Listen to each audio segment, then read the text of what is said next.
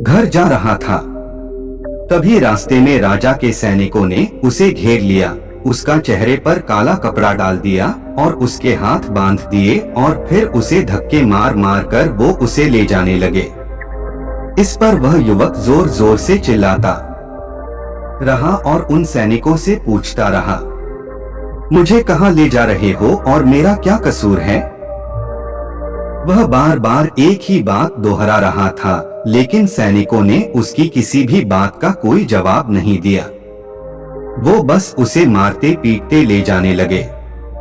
काफी देर तक जब वह युवक एक ही सवाल करता रहा, तभी एक सैनिक उसकी इस बात का जवाब देते हुए कहता है, अरे मूर्ख, तुझे नहीं पता तुझे राजा ने मृत्यु दंड दिया है और कहा है कि तुम्हें ऊंचे पहाड़ से ले जाकर नीचे फेंक दें, इसलिए हम तुम्हें एक ऊंचे पहाड़ की तरफ ले जा रहे हैं जहां से तुम्हें नीचे फेंक दिया जाएगा।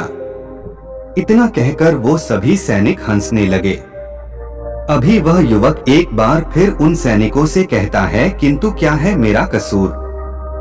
एक बार मुझे राजा से मिलने दो, मैं भी तो जानना चाहता हूँ कि आखिर मेरी गलती क्या है जिसके लिए मुझे यह सजा दी गई है। मैंने तो कुछ भी नहीं किया। तभी वह सैनिक हंसते हुए उस युवक से कहता है, हम सभी जानते हैं कि तुमने कुछ भी नहीं किया और तुम्हारी अंतिम इच्छा जानकर मैं तुम्हें सब कुछ सच सच बताता हूँ, तो ध्यान से सुनो। दरअसल बात यह है कि राजा ने आज सुबह ही चोर को मृत्यु दंड दिया था और हमें उसे पहाड़ी से ले जाकर नीचे फेंकना था, लेकिन वह चोर बहुत चालाक था। उस चोर ने हमसे कहा कि अगर हम उसे छोड़ देंगे तो वह हम सभी को 1000 सोने के सिक्के देगा, इसलिए हमने उसे छोड़ दिया। लेकिन हमें अपना कर्तव्य भी तो पूरा करना है। राजा के आदेश को तो हमें पूरा करना ही होगा, इसलिए हमें किसी ना किसी को तो वहां से फेंकना ही होगा ताकि राजा तक यह समाचार पहुंच सके कि चोर को मृत्यु दंड दिया जा चुका है। इसीलिए हमने तुम्हें पकड़ लिया और भला तुमसे अच्छा हमें मिल भी कौन सकता है। तुम्हारा ना तो कोई आगे है ना कोई पीछे जो तुम्हारे बारे में पूछताछ कर सके, और हमें कोई पकड़ भी नहीं पाएगा और राजा को भी यह बात कभी नहीं पता चलेगी कि आखिर वह चोर कहाँ गया। इसलिए ईश्वर का नाम लो और शांति से मृत्यु को प्राप्त हो जाओ। उस सैनिक की यह बात सुनकर वह युवक हैरान रह गया। वह सभी सैनिकों के सामने रोने लगा, हाथ जोड़कर उससे विनती तक की, रोया, चिल्लाया, लेकिन किसी भी सैनिक ने उसकी एक नहीं सुनी और वह उसे जबरदस्ती घसीटते हुए पहाड़ की चोटी पर ले जाने लगे। वह चिल्लाता रहा कि मुझे छोड़ दो, मुझे जाने दो, मैंने कुछ नहीं किया। लेकिन उसकी बातों का किसी पर भी कोई फर्क नहीं पड़ा। अंत में थक हार कर उस युवक ने उन सैनिकों से कहा, देखो, तुम्हें उस चोर ने 1000 सोने के सिक्के देने का वादा किया है और अगर तुम मुझे छोड़ दोगे तो मैं तुम सबको 10,000 सोने के सिक्के दूंगा। इस पर एक सैनिक जवाब देते हुए कहता है, अच्छा, तो अब तुम मुझे पागल बनाने की कोशिश कर रहे हो? तुम्हें क्या हम मूर्ख लगते हैं? तुम एक मामूली से अधिकारी हो और तुम्हारे पास इतना सारा धन कहां से आएगा? इस पर वह युवक उन सैनिकों से कहता है कि तुम मेरे साथ चलो, मैं तुम्हें दिखाता हूँ मेरे पास बहुत धन है, और यदि मेरे पास धन ना मिले तो तुम मुझे एक बार फिर से यहाँ ला सकते हो, नहीं तो तुम चाहो तो मुझे वही मार सकते हो। तुम्हारे पास तो हथियार भी हैं और मैं बिना किसी हथियार के तुम सभी का क्या बिगाड़ पाऊंगा। उस युवक की यह बात सुनकर वे सभी सैनिक एक बार के लिए सोच में पड़ गए। उन सभी ने आपस में मिलकर विचार किया और युवक से कहा, ठीक है, हम तुम्हारी बात मान लेते हैं, लेकिन मेरी एक बात याद रखना, यदि हमें धन ना मिला तो हम तुम्हें वहीं पर मार देंगे।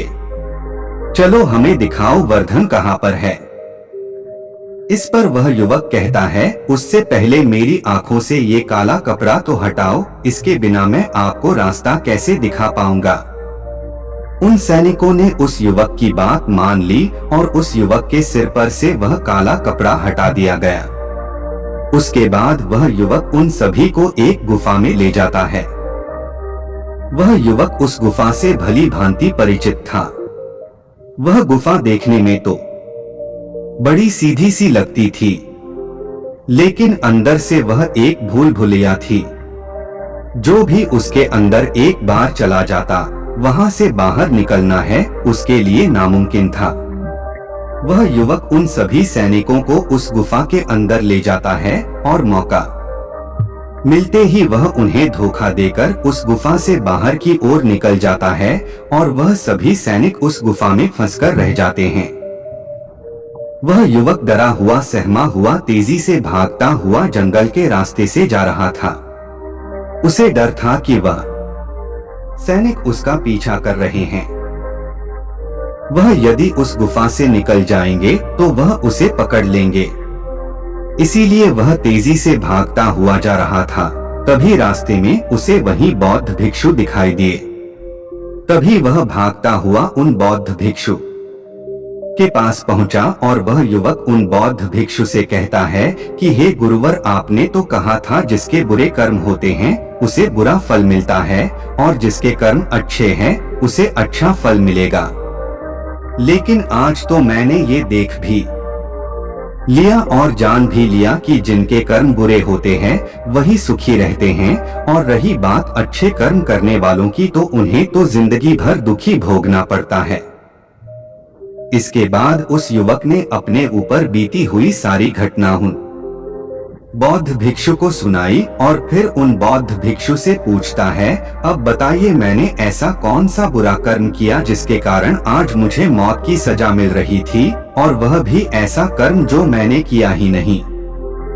इस पर वह बौद्ध भिक्षु मुस्कुराते हुए उस युवक से कहते हैं, भंते तुम्हारे कर्म बुरे ही तो है, तभी तो तुम्हें यह सब सहना पड़ रहा है।